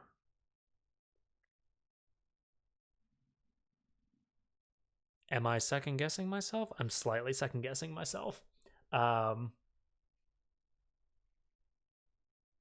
Yeah, no, that would be correct, I believe. Yeah. So, in order for this to work, we've already got the inbound and outbound channels that are on the bot. So the bot owns them, the bot maintains them, the bot is responsible for effectively reading from them, writing to them, closing them, blah, blah, blah. The bot's responsible for that. The IRC and PubSub packages. Oh, and I should actually add a direction to that. This was the Discord, so there's nothing really secret there. If you would like to join the Discord, we do have one. For if you want to interact outside of stream, always happy to answer questions, discuss ideas, anything of that nature.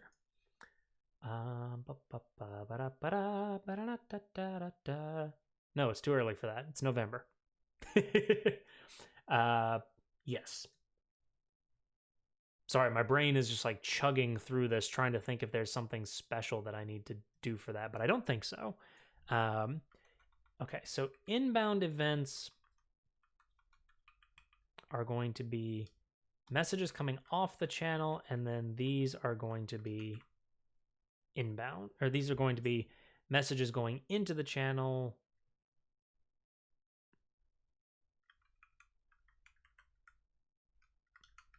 Right?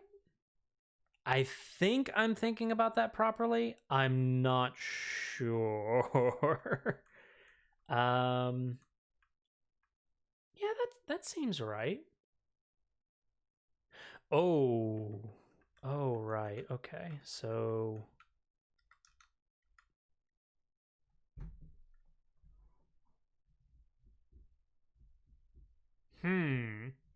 so I just realized that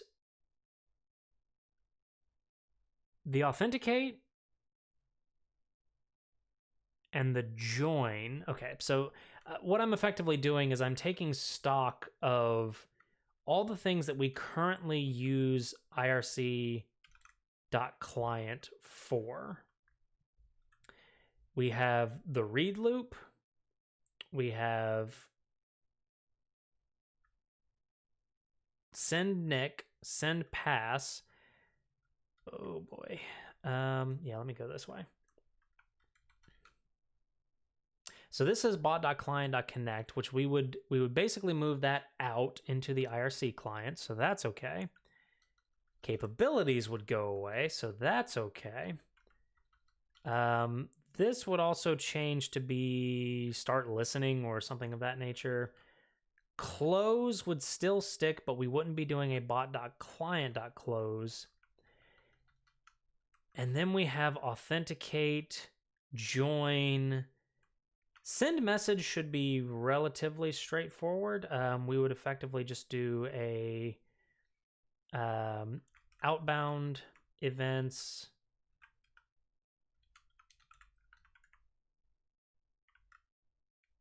How would we do this? We would say EBT equals new chat event. And then EBT dot message would be message. EBT dot actually this I think that would be it, wouldn't it?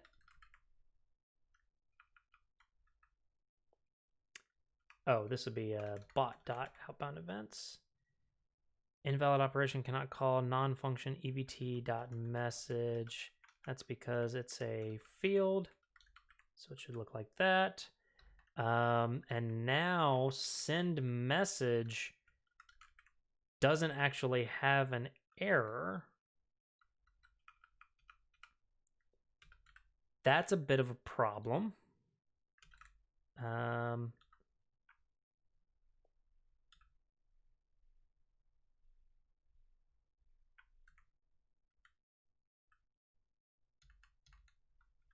But I think we can account for that elsewhere. Ironically, that does clean up the code quite a bit.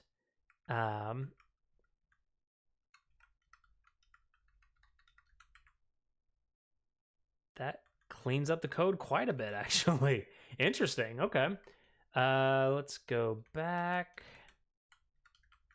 And let's get references again. Okay, so apparently everywhere else we were not doing error handling on the bot.send message. Whoops.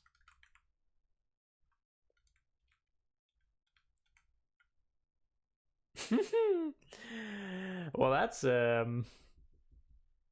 unfortunate, but I mean, ironically, it helped us in this refactor, so can't be too mad.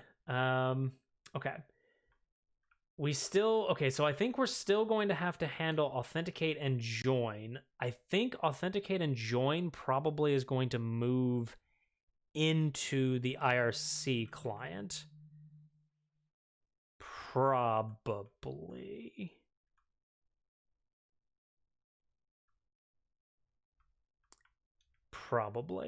And so what I also am going to have to do, and this can really just be a reference, which would be listen.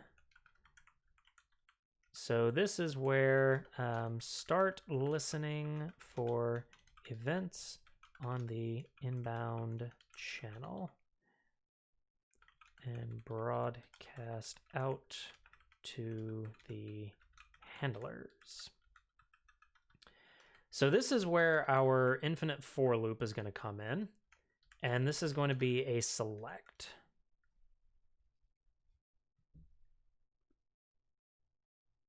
Do we really need a select, though? I don't think we need a select, because we're not really listening on multiple channels. So really, EVT range inbound events.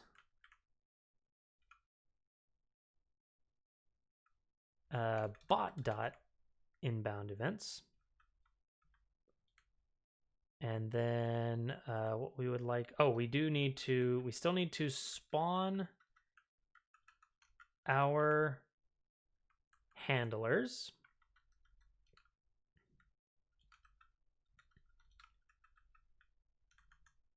We still need that.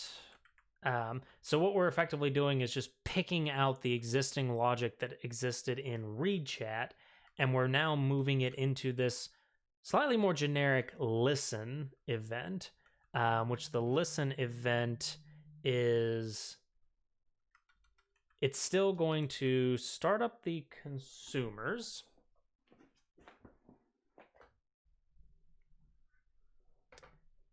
And in fact, this is actually something that we definitely should have in the register handler. And we should absolutely...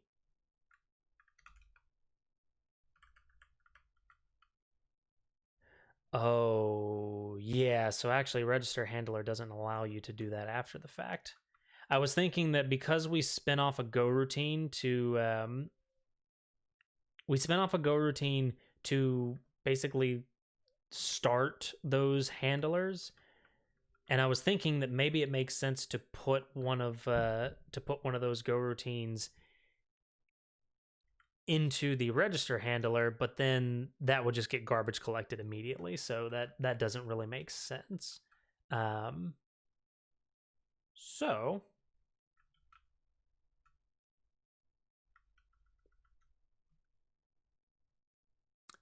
we probably need some type of a quit message or some type of a bot.shutdown message. I think. Maybe. We do have we do have bot.close, so that actually, yeah, no, we do kind of need a select, I think. So the reason that I was originally not going for select was I was thinking that we don't really need to. This would be like so, I believe. That becomes this. Lock, send, unlock. So I was thinking originally, sorry, I'll complete that thought, that we wouldn't need select because we wouldn't be listening for different types of messages. But I do think that we are going to need what is effectively a quit channel to do quit message. And the thought for the quit message or the close message is that in order to actually close the bot down from this this infinite loop that we are spinning up for it, which this actually needs the infinite loop. In order for us to actually exit this this case, we have to have some way to trigger that. So, okay, that would get rid of all of that code, and now this goes from from bot.readChat to bot.listen.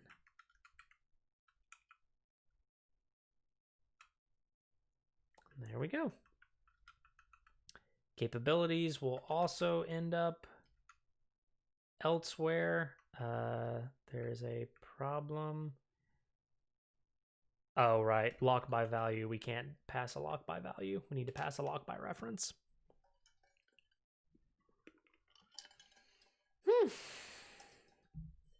We have come up on time, but there's a part of me that kind of doesn't want to leave it yet.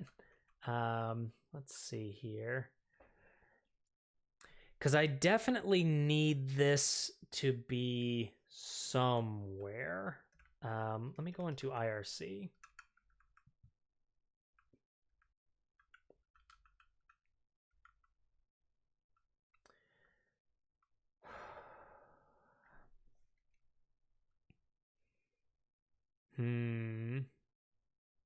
Okay.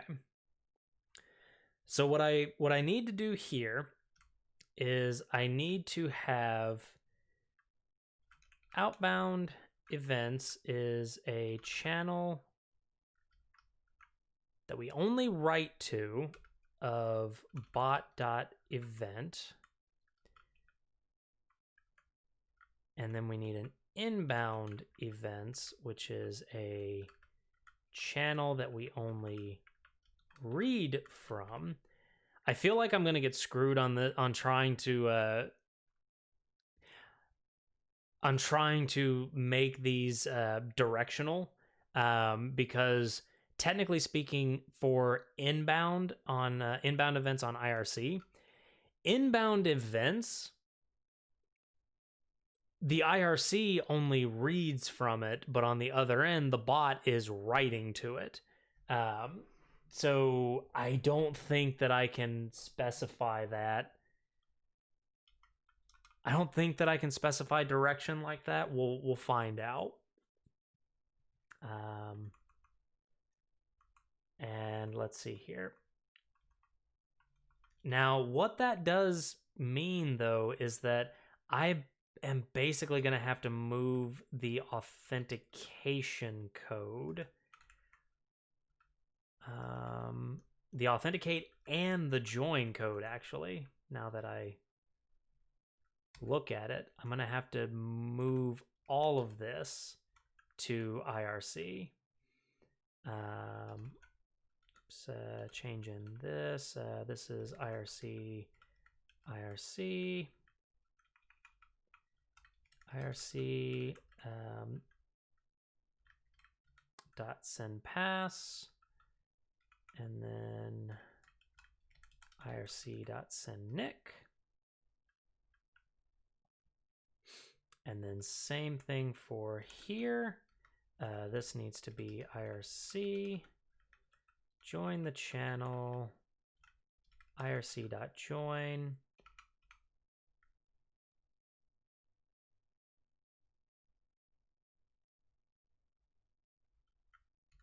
We don't do that.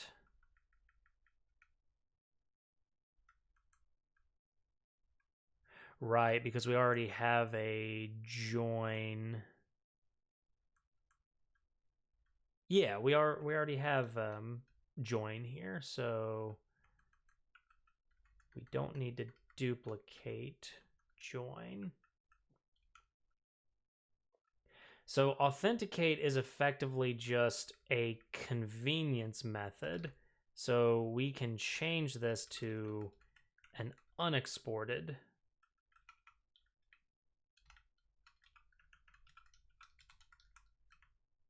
We can change these to unexported functions, which will prevent effectively anybody else from being able to call them, at least anybody else outside of the IRC package.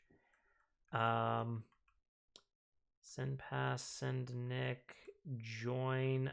Join needs to be join and capability requirements. Send message. Yeah, all of these need to be up here.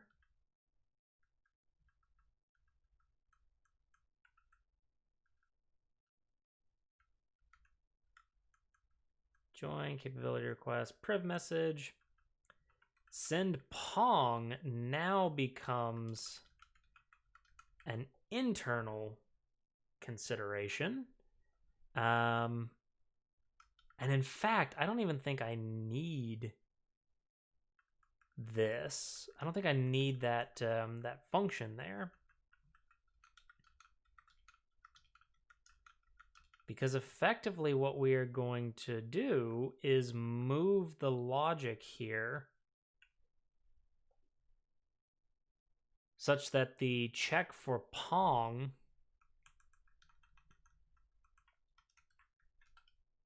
short circuit for ping pong, and we can effectively steal the idea from ping pong handler of really just if the event starts with ping, then off we go. Message string, tokens, message cursor,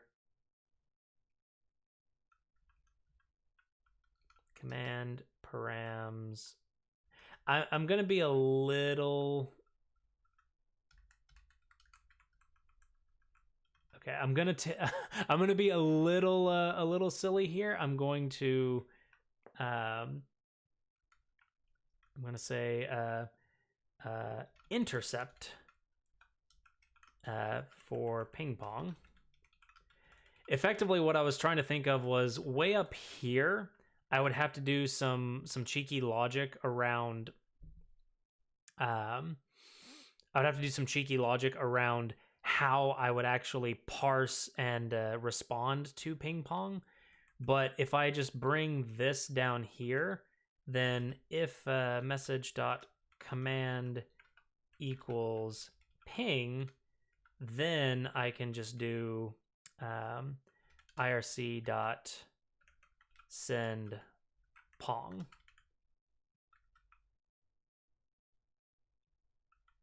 And then we would do a return here.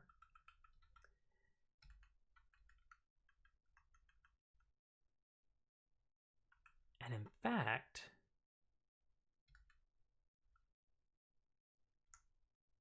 log.printf error read IRC %v. This would be the error, And so now read is actually not going to return something. In fact, read is not really callable externally because everything is happening on that event stream. So really, we don't need that. We need to do reconnect logic. Log.printf return. Yeah, I think we want to return here.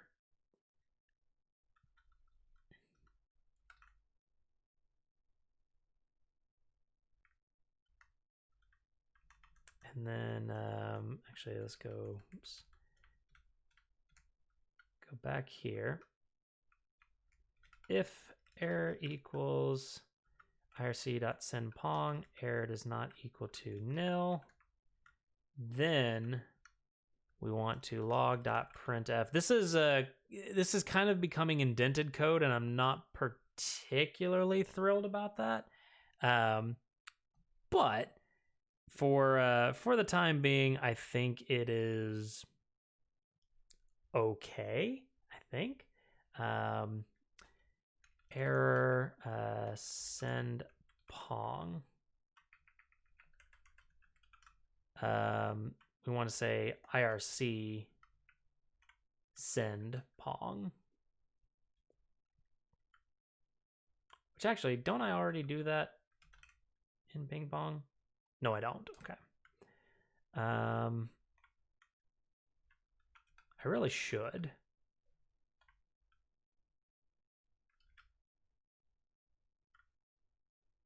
Yeah, I really should. So what I'm going to do is I'm basically going to yoink that. I'm going to come down to send ping. And the thought here is that I want to kind of simplify some of this code now that I know that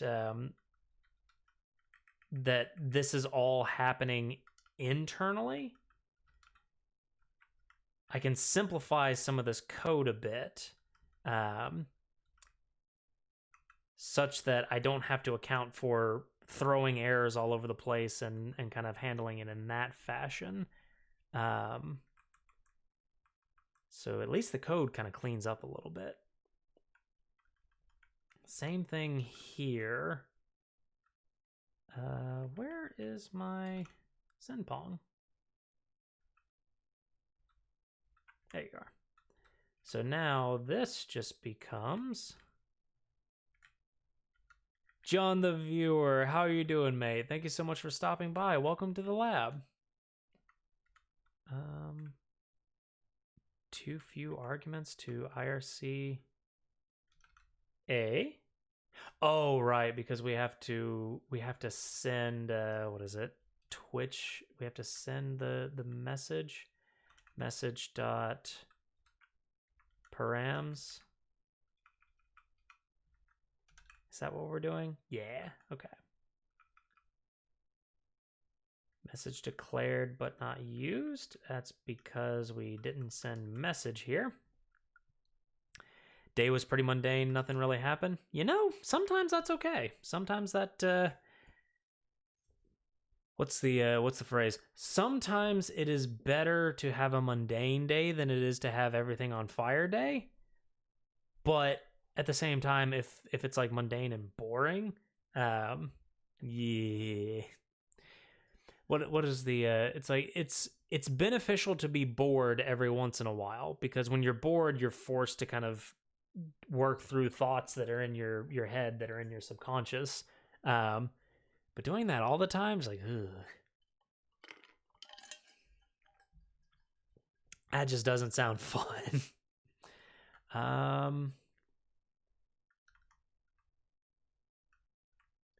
Yeah, I think a lot of these methods don't really need to return an error anymore. Because we can almost think of these clients as being like the border boundary of everything that we're doing.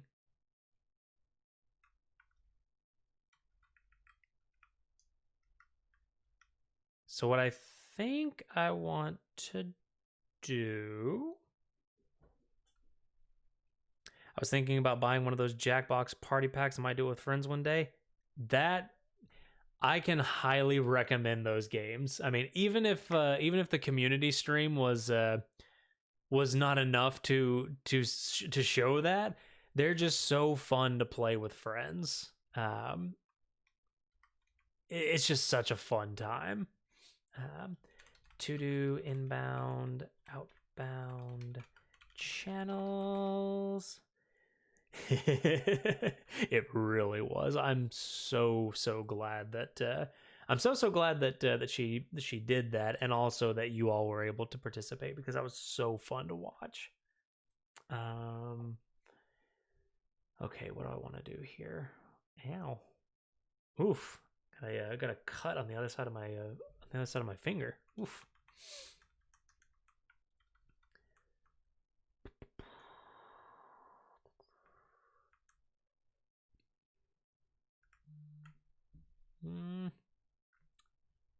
Sorry, I'm starting to get messages because I'm 15 minutes overdue. But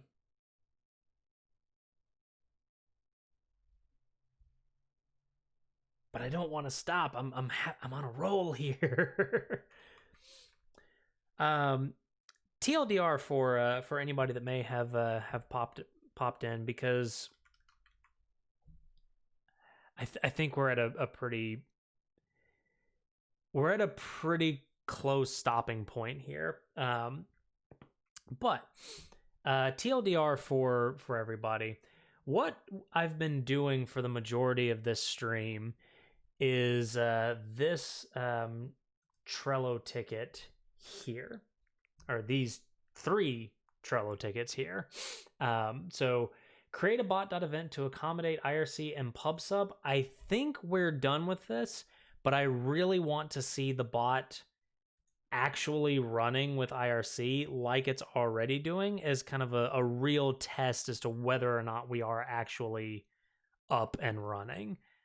So before I close that ticket out, I want to make sure that event is actually useful for IRC at a bare minimum. Refactor bot handlers to not use IRC.message. Kind of the same deal. We've already done that as part of this stream, but again, I want to test that. I want to test actually getting the IRC connected to this new refactor, so that I can verify that this actually happened, and I can, in good faith, call these 2 tickets done. This one is where the big kind of a lot of the work has been going in tonight. Oh, I didn't want to go to twitch.tv, but thank you, Firefox. Most of the work has been on that 3rd Trello ticket, and it's really kind of encompassing this Miro visualization. And again, thank you again to Shito for putting this together for us. This is just kind of a visual representation of messages coming from Twitch flowing into each of these individual clients. One for IRC, which is what we're currently using to read chat. One for PubSub, which is going to basically be our inlet for subscriptions, channel points, bits, donations. Everything that we don't get in IRC is going to come through PubSub. And so what we're doing is kind of this part here, the interface where the bot is receiving events from both of those clients, and also vice versa, the bot sending events to each of, or really just to IRC in this case. So the chat I'm typing in is IRC, yes, or at least the backend server that you are currently interfacing with is IRC, or at least I think it's IRC. The text that appears from subs is PubSub, kind of. The little alerts that pop up, it's like, hey, this person's followed, this person subbed, this person donated bits. Those are built off of PubSub events. So you click donate bits, that fires off an event to Twitch. Twitch gets that, and Twitch sends that to any client that is listening for bit events. And that's effectively what the purpose of the PubSub package is going to become. And then our code is going to receive that event. And then the intention is the bot is going to do something with that event. At a bare minimum, like we'll probably do a hello world of thank the viewer type of deal. So yeah. But what we are kind of working on is this sticky note here, which is the idea of plugin architecture, where previously the bot was very explicitly aware of IRC. And if we were to go into github.com/medlab streambot, I'll use the existing code as the example. We go into the bot, we go into bot.go. Bot has an explicit dependency on IRC. This was making it very difficult to think about how I was going to replace functionality with PubSub when the bot is currently so dependent on IRC. And on top of that, our handlers, which are the things that are greeting people when they come into chat, the thing that responds whenever I type in, say, sorcery as a command, and it's the bot that fires off these various events. That's all coming from these handlers.